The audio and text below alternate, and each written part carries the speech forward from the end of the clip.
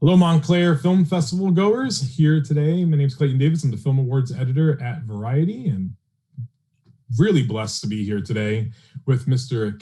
Kingsley Ben-Adir, who plays Malcolm X in Regina King's feature directorial debut, One Night in Miami, ... How are you, Kingsley? I'm good, man. Just enlarging my screen. Yeah. You got to remember the ... It's very, very important to the story. First of all, how are you doing? How are you holding up during this whole quarantine life stuff? Yeah, it's all good, man. I'm in my apartment in London, and got some food in the oven, and I'm just. Wait, what are you cooking? You can't just drop that. What's cooking over there? I'm roasting a chicken and some sweet potatoes. Okay, good. Especially seasoned roast chicken. I'll be there in like 20 hours. We'll get it going. Where are you? Where are you? I'm in New Jersey, which is right across. I'm in Jersey City, which is right across from Manhattan. East Coaster. We have great food over here and all the good pizzas on this side of the earth. So always make sure people know that.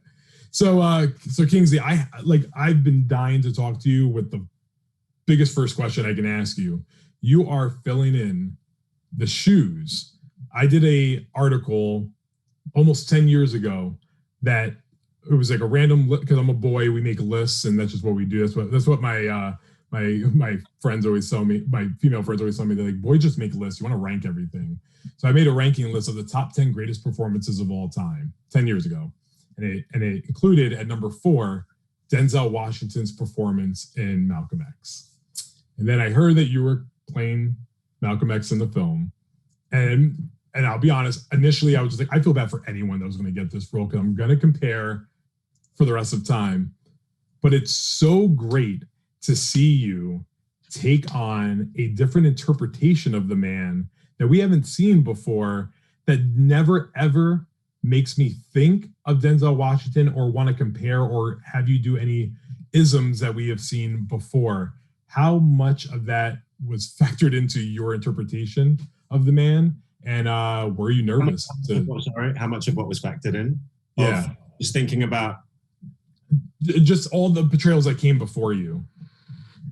I think that was one of the most exciting things about the project. I read it in August for Cassius to begin with, and felt too old and that there was someone better equipped to take on that spirit. I could have done some sort of job of it, but my instinct was that someone a bit younger and like my time had passed for that role.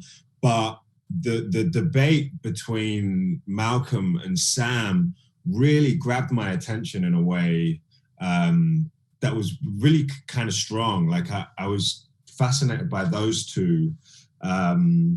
And I called up my agent and was just like, look, I'm not going to tape for cash, but like if anything happens with, the person playing Malcolm, or if that part becomes available, man, like I would be so interested in like doing some work and laying something down on tape for Regina.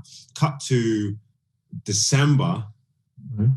And I think you're right. Like, I think from the bits and pieces that I've heard, like a lot of people didn't want to go there because of Denzel, and because of that pressure, and because they felt like it had been done and it had been done in a way that no one could top. I, on the other hand, saw a different angle, like a different way in. I said it was the debate between Sam and Malcolm that initially really interested me, but when I read it again and again, and it just became really clear that it was Malcolm in a real spot of vulnerability. And I know that's what Kemp was doing in the writing, but as soon as you start to look around those few months of the fight, like the November just before that February, and the chickens coming home to roost statement, and the feeling that Malcolm was being pushed out of the nation and the FBI were really on him, and him going to Mecca shortly, everything sort of started connecting. And the reason why research is so important and reading is so important is not because you necessarily need all of the information, but just on a random Tuesday at 3:00 when you're going through Google and there's this article that comes up that Dick Gregory was talking about his friend Malcolm, and some of the most important information becomes available. And I think Dick Gregory really just backed up what my instinct was. And he talks a lot about Malcolm. They were very close. And he said that Malcolm spoke to him a lot over this period. And one of the most profound things I read was that Malcolm said he felt weak, he felt hollow, and no one knew the torments that he was going through at this time.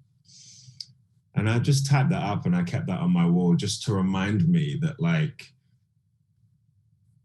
although he was strong and although he was a leader of such an important movement, he was still a human being, he was still a father, and he still felt vulnerable, and how lost he may or may not have felt around that time. I don't know. It was just, the more I read and the more sort of research I did, I was like, this could be a really interesting opportunity to play Malcolm in a way that we haven't seen him before.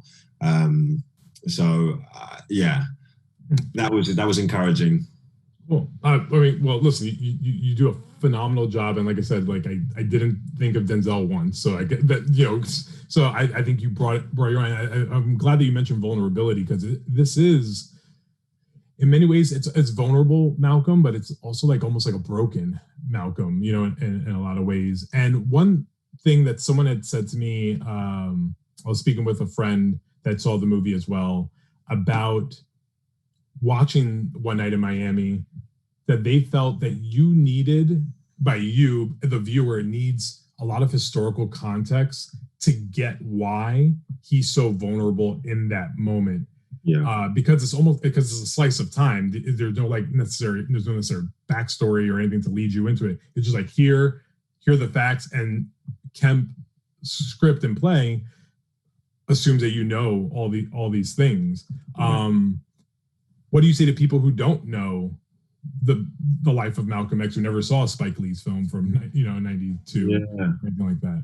Well, hopefully, I guess that can only be a good thing if anyone who watches the movie is encouraged to go and do a little bit of back research to find out what was going on around this time. But I think that was one of the most fulfilling parts of this, was understanding that Kemp's writing really was historically backed up in terms of things that Malcolm said and in terms of what was happening just before and after. And, this creative license is my interpretation, and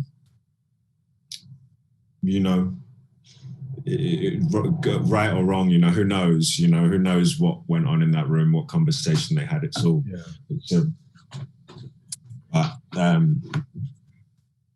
Yeah. If the younger generation, if this is an opportunity for them to go and look into these men and who they were and what they represented, then that's a good thing.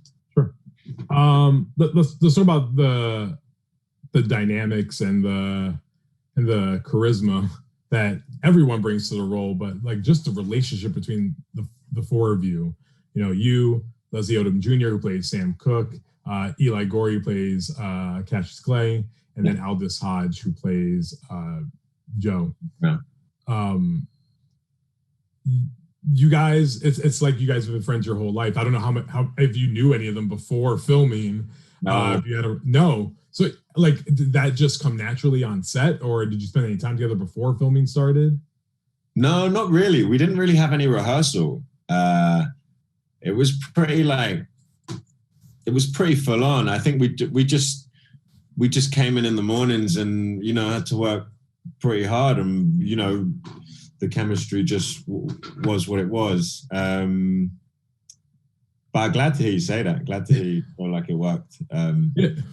I mean, it was because I just it's such serious material, but it also looks like you guys are having the time of your life. Was it when you weren't in a scene, was it just jokes behind the scene?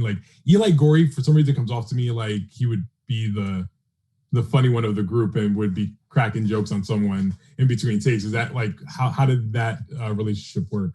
I guess on the 3 or 4 days where we were shooting that stuff in the room where he's, you know, jumping around on the bed, he stayed in a kind of jovial energy, like to keep that up. And and it was fun. It was fun being in the crowd watching Eli, you know, doing his fight with Sonny Liston, and watching him sort of entertain all of the supporting and the background actors and all of the crew just in the ring, just like, you know, being Muhammad Ali. Yeah. So that was fun to watch. And I think on that day, I didn't have any lines, so I was sort of in a more relaxed space where I was able to enjoy, you know, watching the work that was going on in the ring.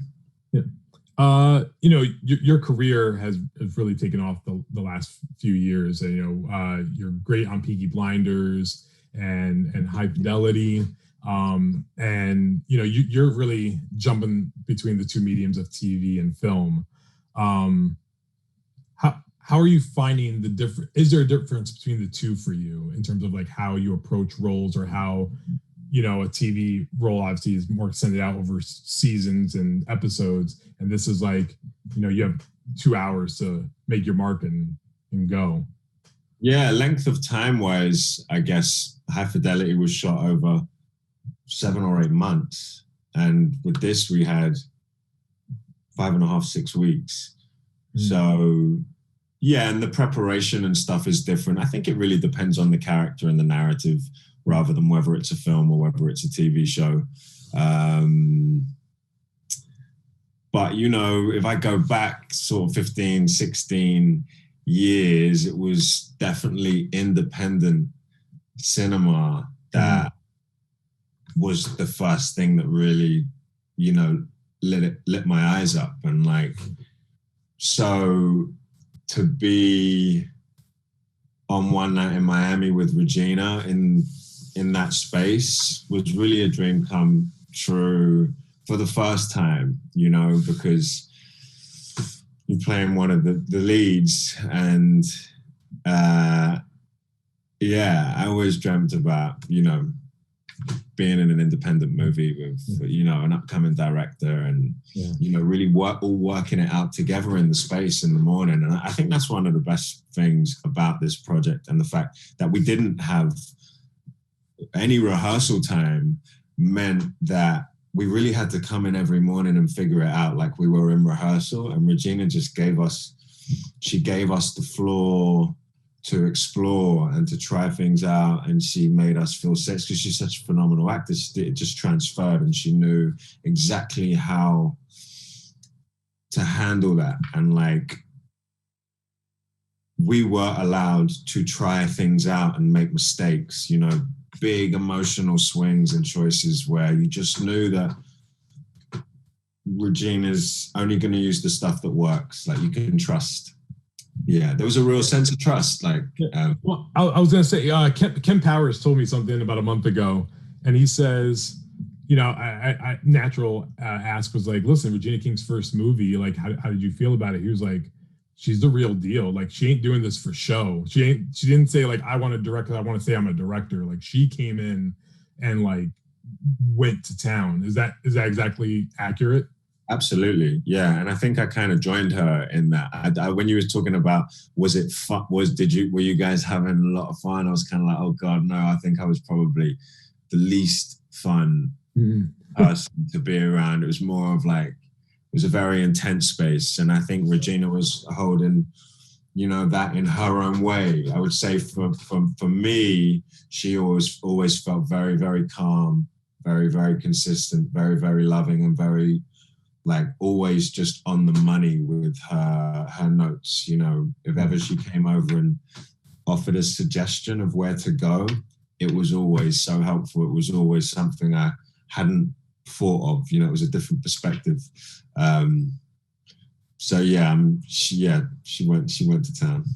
So you're the most studious, is what you're saying. So I would have been the class clown on set, like not listening to everyone, and you're like, just learn your lines, man. You just sit there and do what you got to do. Do you know what, man? I had so many lines. I was just like, you know, and I'm in a different accent, and I wasn't eating very much as well. And Really? it was just content. Yeah, I'm a lot heavier than I was in that movie. So yeah, it was full on. I mean, it was only sort of 10. There was just enough time over Christmas to prepare, you know? Okay. Yeah. So I felt like every day I really had to stay in it in a way where I wasn't prepared to let go, just in case I didn't want to mess up anything. Now I have to ask this though. So what food did you give up to lose the weight that was like really hard to like let go of? You know what? I didn't actually stop eating anything. Oh, really? I just ate less? A lot less. So I just ate 20% of what I normally would. So I was eating a lot of like nutrient bars at lunch and stuff like that. But it was just reduced. No snacking in between is what all that got cut out. Got it. It's not three big meals a day, which is what I normally do. Yeah. Listen, I think elephant in the room, obviously with the film, this is 1960s that this is going on, right? And, people have typically said, oh, it's like 50, 60 years ago. Like we're out of that time now. And it's so now, the movie is so of the moment. Yeah. Did you feel like it was capturing this moment in time, just in a different time period? I felt like I definitely deeply connected with and understood the stakes of this movie the first time I read it. Like everything that's happened in the last 9 months in terms of the movement and the protests is like, well, yeah, lots of the world who didn't know now know. And the film may open up to them in a way that it might not have before, but like what these men stood for, and Malcolm in particular, what he stood for and what he did and what he represents to not just the community, but the world. Like you can't go into playing him without sort of knowing that. So I think as well, that was sort of like why I, was a little bit maybe intense on this one, because it felt like a very holy and sacred thing that we were doing in terms of like doing them justice. I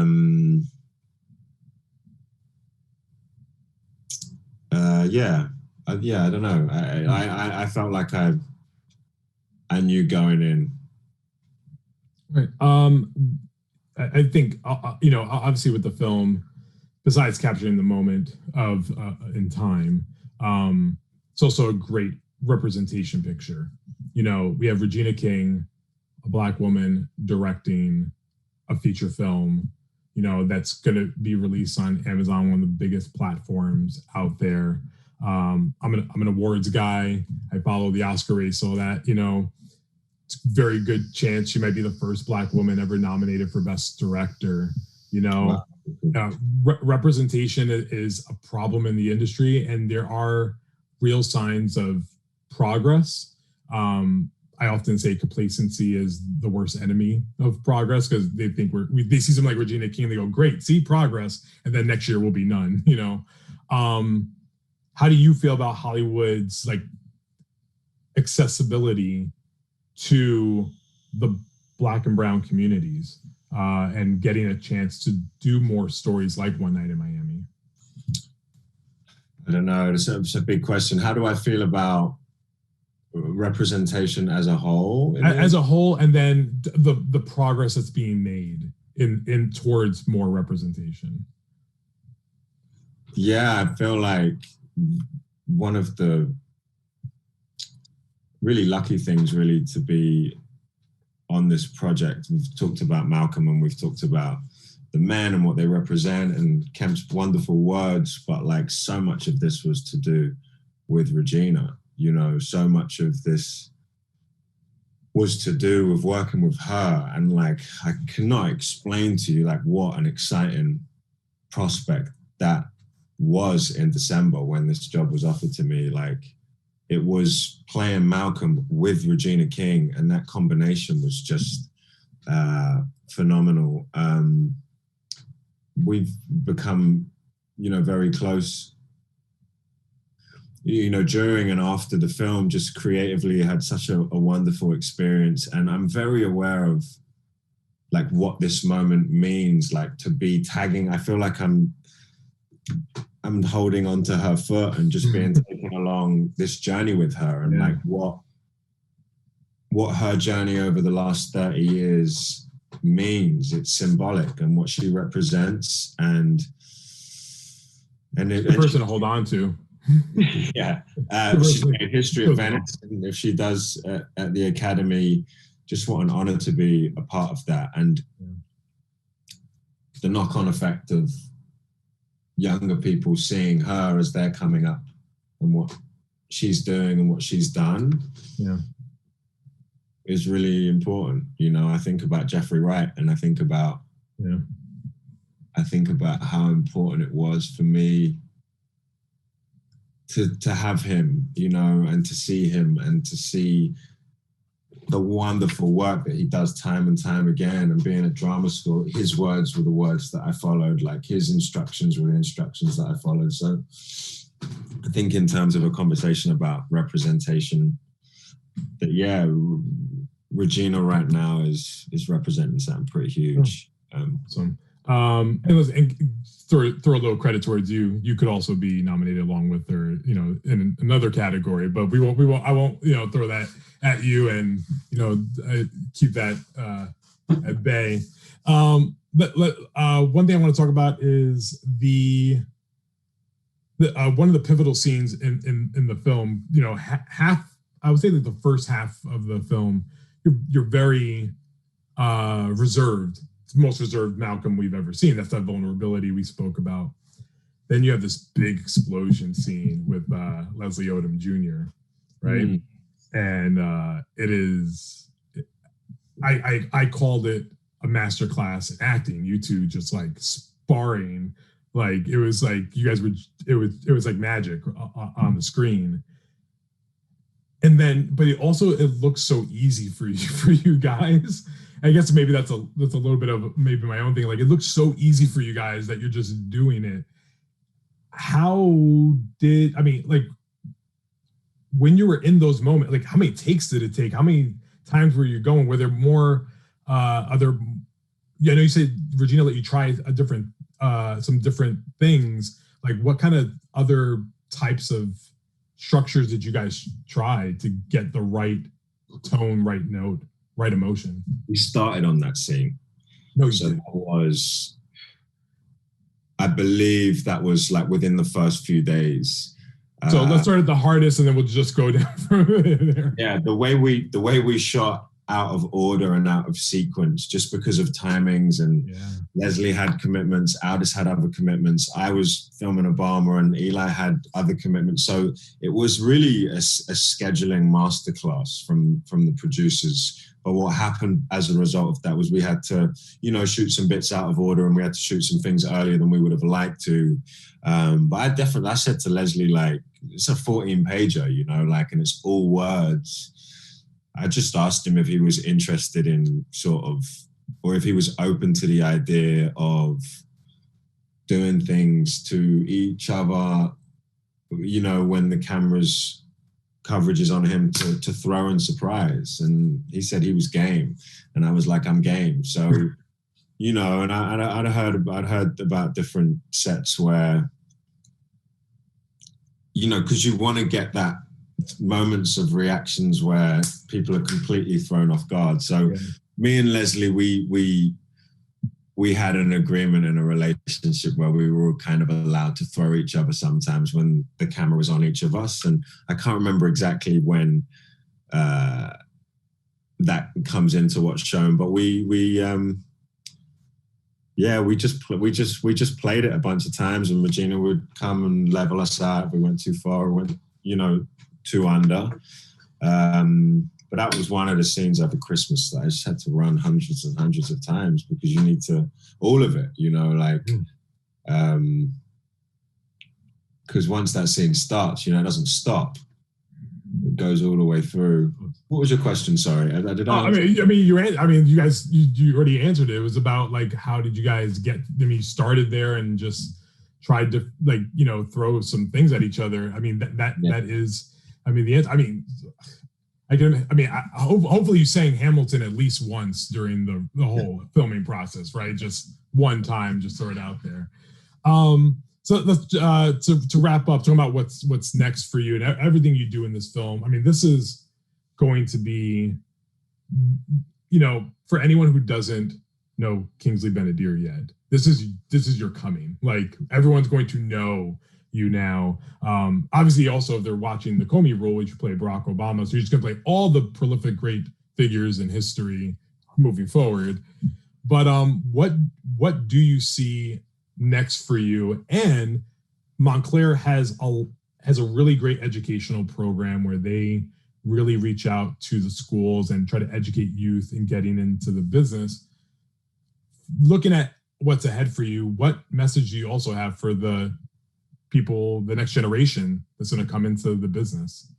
I just became a mentor at my ex-drama school, Guildhall. So I met my mentee the day before yesterday. I think he's maybe 10 or 12 years younger than me, and coming out into the business in really a completely different time.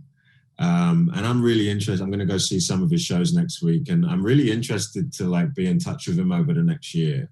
And share as much information as I can about the business side of it, because we trained for stage, but there's a whole world that I have just been, you learn as you go in terms of camera auditions and agents and the business, and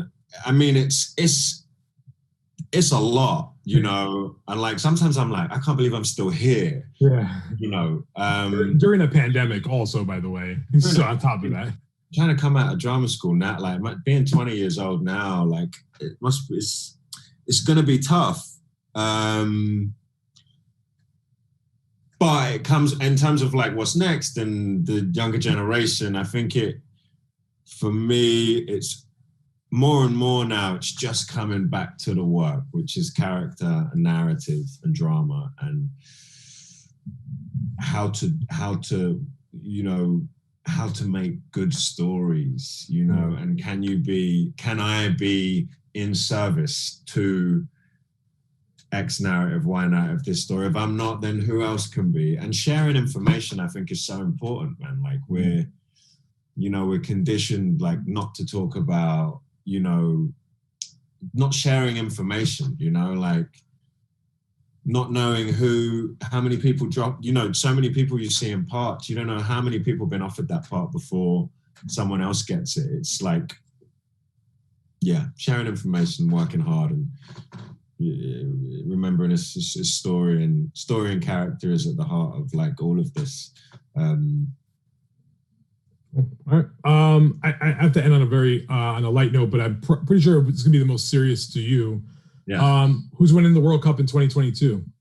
Just wanted to. Is the World Cup in 2022? I didn't even know that. You see, I know, right? Because it feels like 9 years away. I hear. But I think Belgium's really the country now to be watching out for. It was Spain most recently, and Germany was 8 or 9 years ago. But I think it's Belgium now. I don't know. I'm not the biggest. Yeah. I just felt like I'd be doing a disservice. So I didn't ask you about football, soccer to us Americans, football for you. I could have a conversation about the Premier League, which is back and it's pretty exciting. But there's no one in the stadiums. It's really strange. It's such a strange time. But Kingsley Ben-Adir, thank you for being here today. Look forward to your outstanding career that's going to come from this, and congratulations on a fantastic performance. And enjoy the ride. It's gonna be good. Thank you, Clayton. It was really nice to speak to you. Yeah. And to the Montclair people, thank you so much for watching, and make sure to check out all the rest of the films as they stream during the festival.